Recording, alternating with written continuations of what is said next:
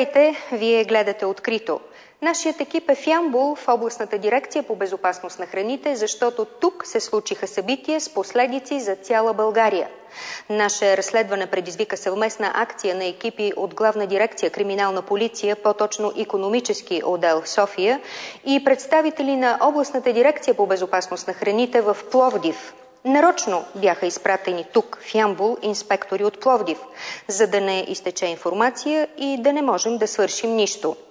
Обект на нашето внимание беше един склад в Ямбол на една улица, както и един офис на съседна пряка, улица Александър Стамболийски, 75, етаж 1, апартамент 1, както и човекът, когото търсихме. Това беше доктор Петър Христов, лекар, който в момента не практикува своята професия.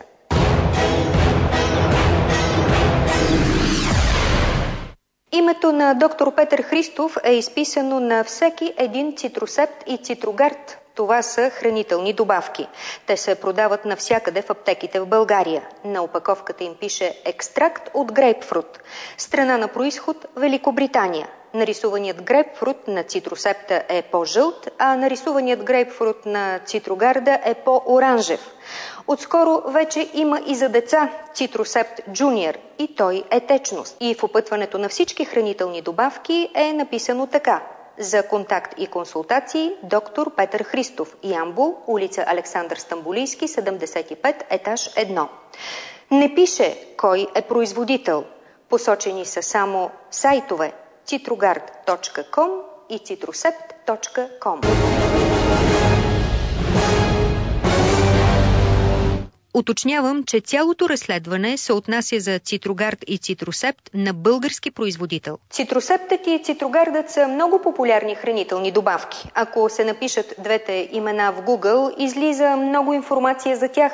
Появяват се сайтове, на които пише същото като в листовките в кутийките, както и мнения на много хора, които са го пили. Лекари и фармацевти препоръчват това на болни и здравни хора да пият въпросния концентрат разреден за, цитирам, възстановяване от остри и хронични инфекции, алергични и възпалителни реакции, подобрява сърдечно-съдовата система, стомашно-черевния тракт, балансира чревната флора, укрепва антиоксидантната защита на организма, намалява окислителния стрес.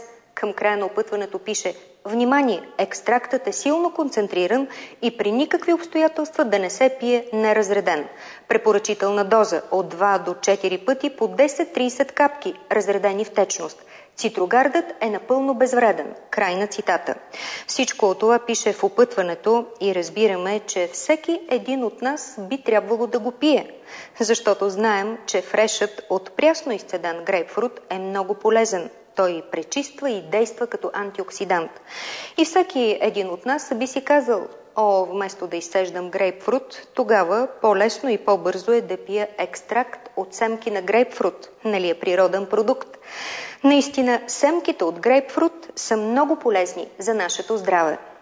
Само че, ако някой се запита какво има в една хранителна добавка, какъв е действителният състав, ето на тази течност, например, затворена в това шишенце, в тази кутийка, ще се окаже, че никой не може да каже.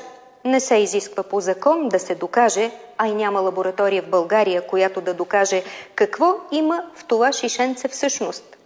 В България законът не изисква от този, който прави хранителни добавки, да покаже лабораторен анализ на своя продукт преди да го пусне в аптеките за продажба. В България няма нито една лаборатория, акредитирана лаборатория, която да контролира какво съдържат всъщност хранителните добавки. И законът не изисква да има такава лаборатория. Държавата е допуснала да ни продават хранителни добавки в аптеките, където ние отиваме с доверие, че там ще ни лекуват, без изискване по закон за доказване на веществата в тези хранителни добавки. И това е големият проблем. А още по-големият проблем е това, което ние открихме. Направихме дълго разследване и чакахме търпеливо да пристигнат резултатите от референтна лаборатория за Европейския съюз в Германия, в Хамбург. Купихме от софийски аптеки 6 различни продукти на 6 различни фирми. Изпратихме ги за лабораторно изследване в тази лаборатория при професор Ренао, чието лабораторни изследвания разрешават съдебни спорове в съдилищата на Европа. Най-компетентното мнение се търси в изследванията на тази лаборатория. Лабораторните изследвания не са никак евтини, но Българската национална телевизия ги плати, за да можем да стигнем до истината по един въпрос, който касае живота и здравето на хората в България.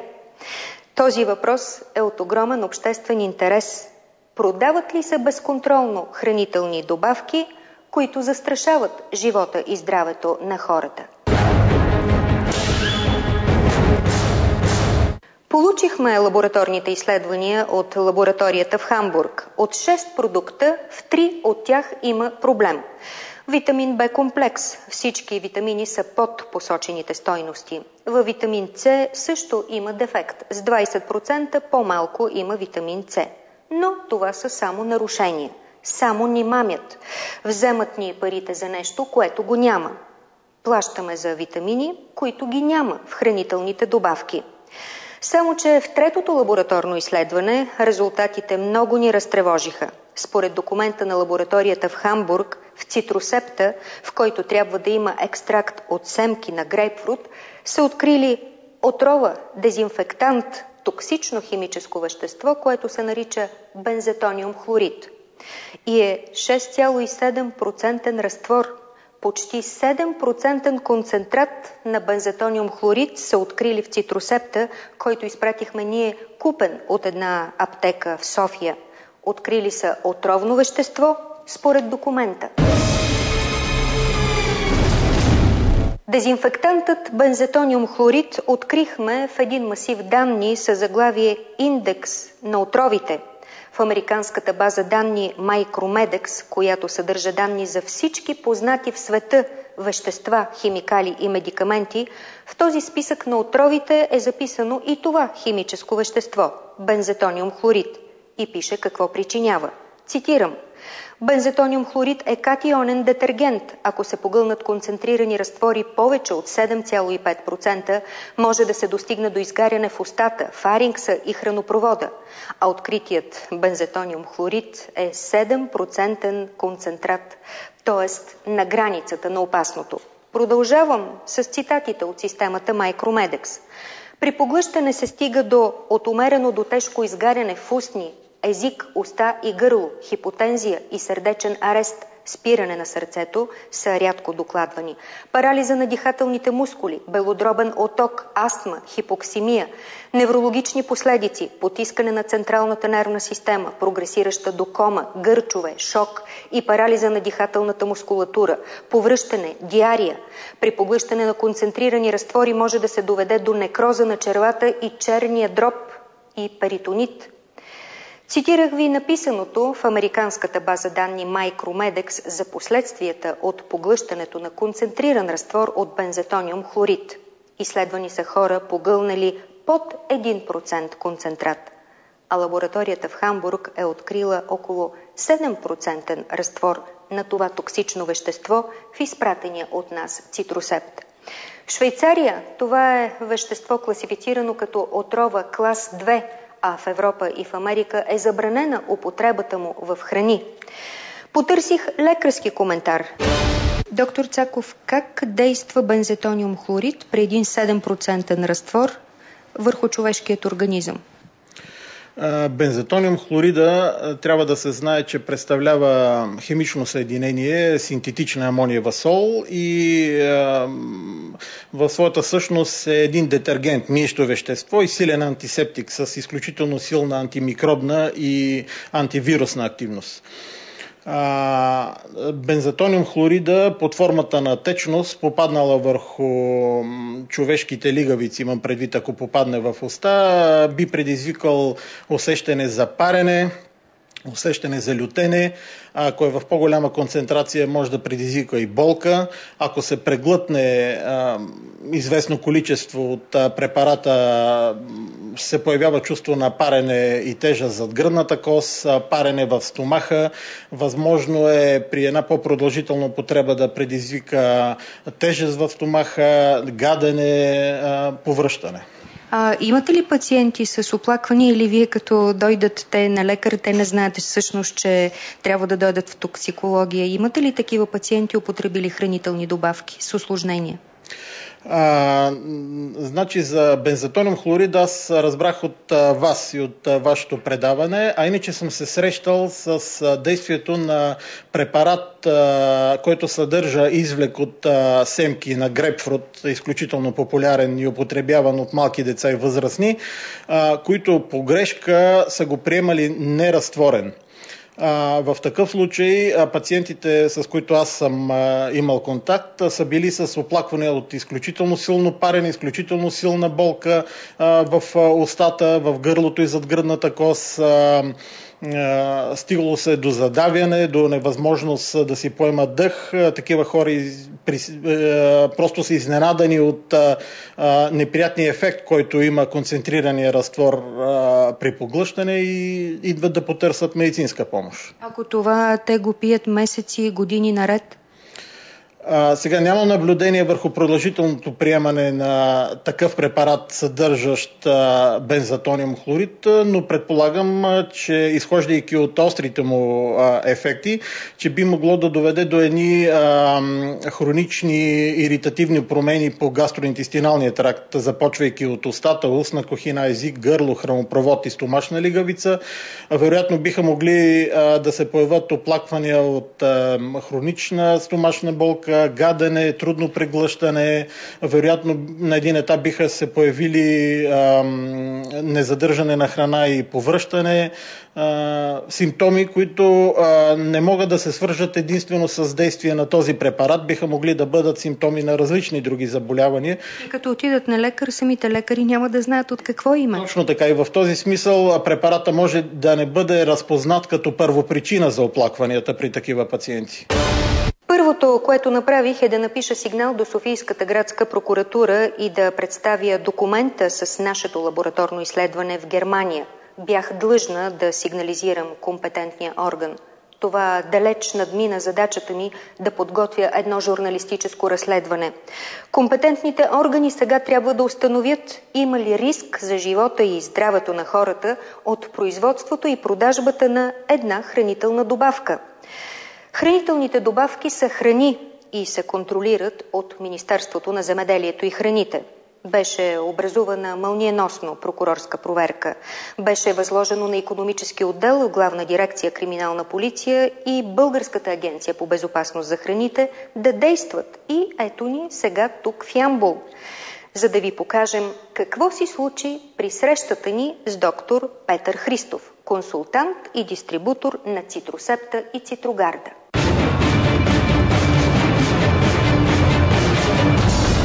Пристигайки в Ямбол, човек от нашия екип се обади на посочения телефон в опътването на добавката и се представи за лекар. Поиска среща с него, за да се консултира за своите пациенти и приемането на Цитрогарда. По телефона доктор Христов отказа да се види с нашия мним лекар, като обясни, че току-що напускал Ямбол. Нямал време. Беше 9:40 сутринта. Тогава аз грабнах телефона с още непрекъснатия разговор и се представих. Добре, чакам ви тогава, аз съм ето пред дървото. Под дървото съм на тротуара. Чаках го там, под дървото, пред блока на улица Александър Стамбулийски, номер 75 в Ямбол. Прозорците приличаха на офис. Знаех, че складът е някъде наблизо, който всъщност е важният обект за проверката на инспекторите и полицаите, но най-важното беше да открием доктор Петър Христов. Като собственик на склада и дистрибутор, той носи отговорност за това какво излиза от склада и къде отива. Ето го, съвсем различен и друг човек от този, чиято снимка е качена на сайта, на който пише за Цитрогарда. Здравейте, доктор Христов. От тези 6 хранителни добавки, различни хранителни добавки, имаше един Цитрусепт. Получихме преди няколко дни от Хамбург тези изследвания, в които пише, че в Цитрусепта има химическо вещество, извадете го листа, има химическо вещество бензотониум хлорид. този бензетониум хлорид е химическо вещество, което се съдържа в списъка на отровите според една американска. Да. Бензетониум хлорид е дезинфектант, да. И какво прави един дезинфектант с 7% разтвор, 7% концентрация в семките от грейпфрут? Нямам представа. Защо има химическо вещество в един природен продукт, в една добавка от храна? Аз нямам представа да има такова нещо. Действително, преди години се спекулираше много с този въпрос. Преди 10 години и може да е имало в някои партиди. Тогава работихме с фирмата Цинтамани. Аз съм внасял от... Това е от миналия месец. Но в момента ние имаме сертификати за анализ, в които изрично не само бензетониум хлорид, много други вещества, арсен и бензалкониум хлорид и други липсват при лабораторния анализ. Ние имаме тези сертификати. Аз работя с тези сертификати. Вие твърдите, че не би трябвало да има бензетониум хлорид? Да има. Да, но има. Ето, според това изследване в Хамбург, това е една най-елитна лаборатория, която разрешава съдебни спорове. Според нея има химическо вещество, което е дезинфектант и което е в групата на отровите, така е по целия свят в списъка. Продуктът цитрицидъл го използвам лично от 10 години. Дала съм го на децата си, на майка си, просто на хиляди хора са го ползвали. Разбирате ли, ако... Той може да е истинският, в който има семки от грейпфрут наистина. Действително има нещо такова. Представете си как ще го ползвам аз това нещо и ще го давам на децата си. Аз знаейки това нещо. Да, но аз ви казвам какво показва лабораторния анализ. Има някаква абсолютно тотално недоразумение. След това започна проверката. Главният инспектор от областната дирекция по безопасност на храните в Пловдив, доктор Теодора Севова, действаше бързо и задаваше ясни въпроси. И правеше в момента точни констатации. Вижте, ето ви опаковката, давам ви я за да гледате. За тази опаковка ви моля да ми предоставите документите за произход на този продукт.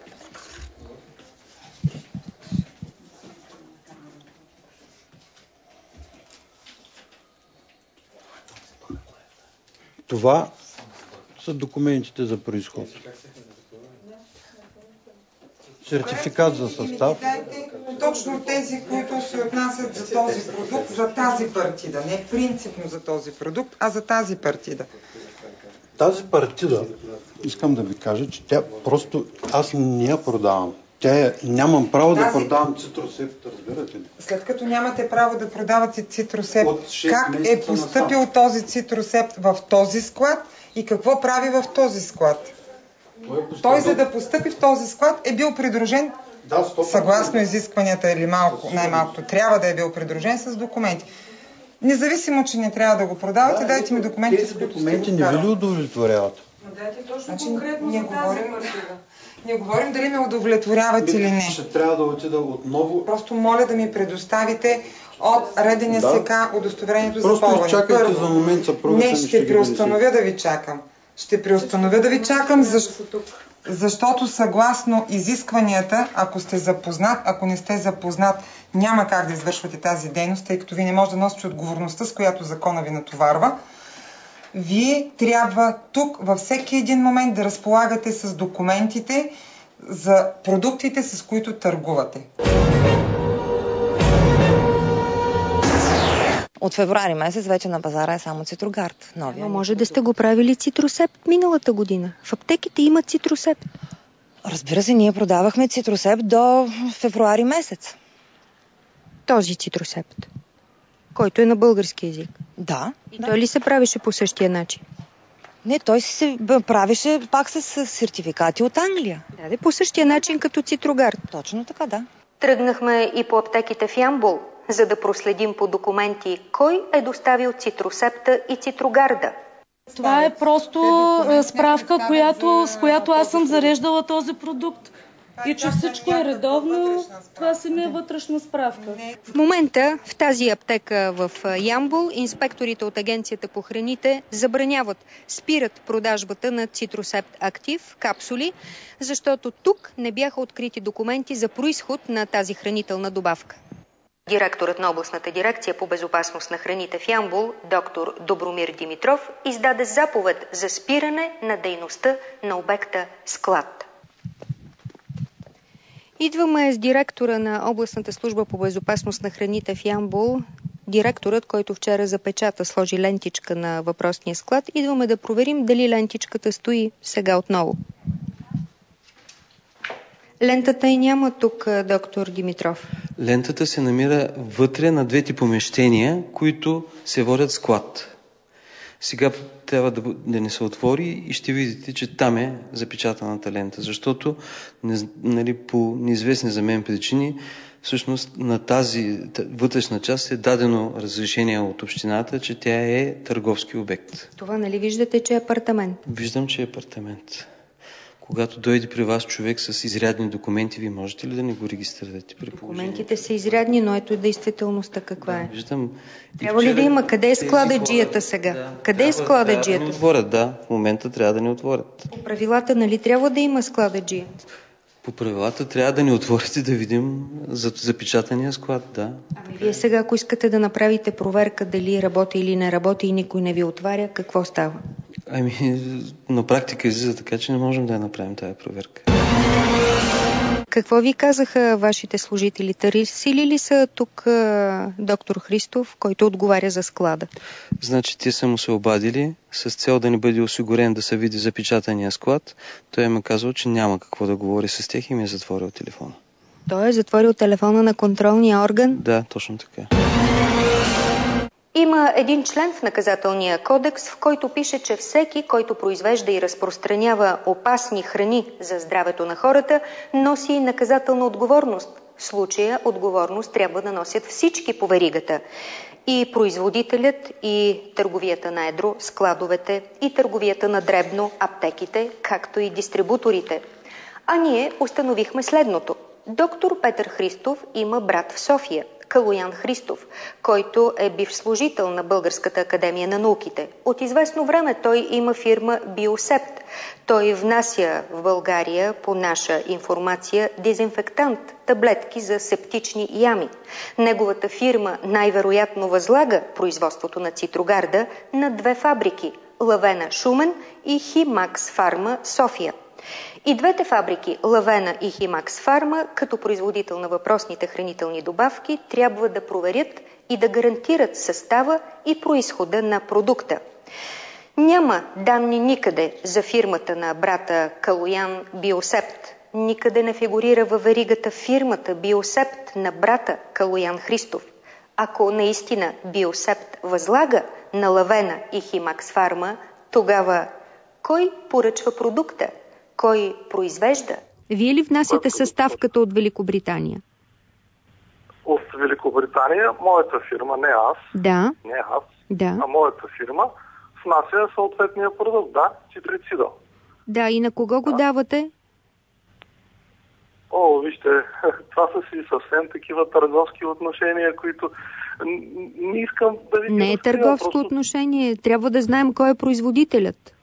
Защо вие трябва да знаете? Аз съм казал в полицията, казал съм в БАБ, като ми искаха данните, дал съм всички договори, всички сертификати, така че не виждам с какво основание вие не ги искате. Вие за първи път ли чувате, че журналисти проверяват какво ни продават от аптеки и магазини? Не чувам, разбира се, че не чувам за пръв път, но... Ами тогава, значи няма да се очудвате. Ние ви питаме това, което вие го доставя вашата фирма от Великобритания. Така, на кой производител го давате? В Химакс Фарма и в Лавена, така ли? Да. И какво ви връщат оттам? Вие ли им казвате рецептата? Като знаете, защо ме питате? Вижте, просто не виждам смисъл от този разговор. Вие сте проверили нещата и ме изпитвате. Това е грозно. Това наистина е грозно. Не е грозно, това е вашата гледна точка, защото вие внасяте нещо и това нещо го давате на две фабрики или на една и след това нещо отива в аптеките за нас, за потребителите. Да. И за това ви питам... За което аз имам всички сертификати.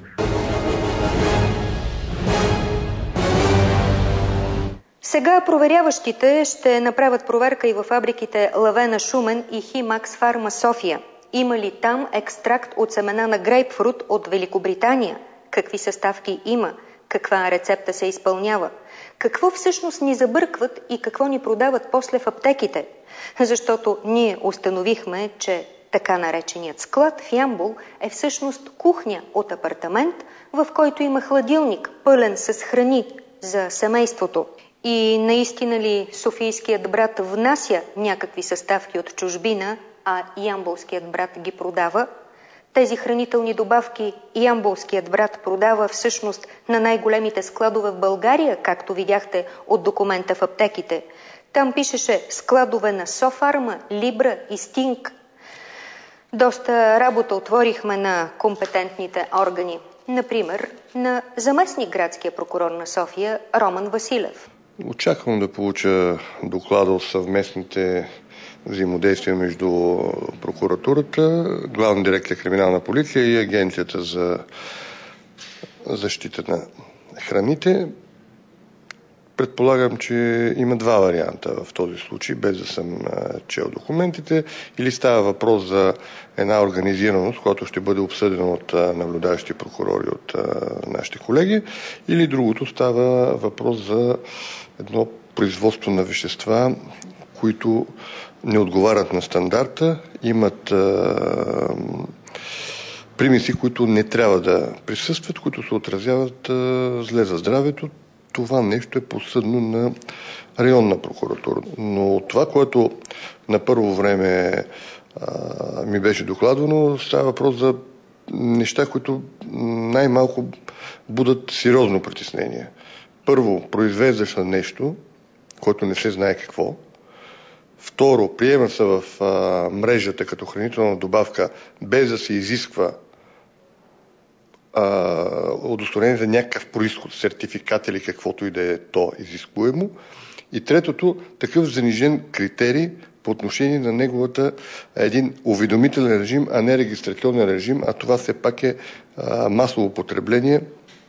Предполагам, че доста хора са го взимали. Това вече буди впечатление и това може би ще бъде основанията да се преразгледат този режим уведомителен, да има някаква по-висока степен на контролност. А министър Мирослав Найденов най-вероятно ще трябва да пише нов текст в Закона за храните. Първо да започна с това, че благодаря на вас, на вашия екип за тази акция, защото по този начин вие помогнахте да бъде спрян опасен продукт, така замаскиран под наименованието хранителна добавка. Измислят се всевъзможни схеми да бъде заобикален закон. И хранителните добавки са един от начина, тъй като този случай не е прецедент. Ние имахме преди няколко месеца, включително отговаряйки на парламентарни питания тогава, защото опозицията се опита да защити производителите, едва ли не държавата ги мачка. Ние открихме тогава преди месеци витамин С, който беше витамин С само в наименованието. Нищо повече. Но в случая това, което вашия репортаж разкрие, е още по-опасно, защото в първия случай в витамин С-то нямаше нищо, т.е. поне не можеше да навреди. Когато обаче отидем във втората хипотеза, по която вие работите в момента, че те не само, че не помагат, а напротив, с определени забранени съставки могат да увредят здравето на хората, нещата наистина водят до прецедент, на който ние трябва да реагираме и ние реагираме последния начин.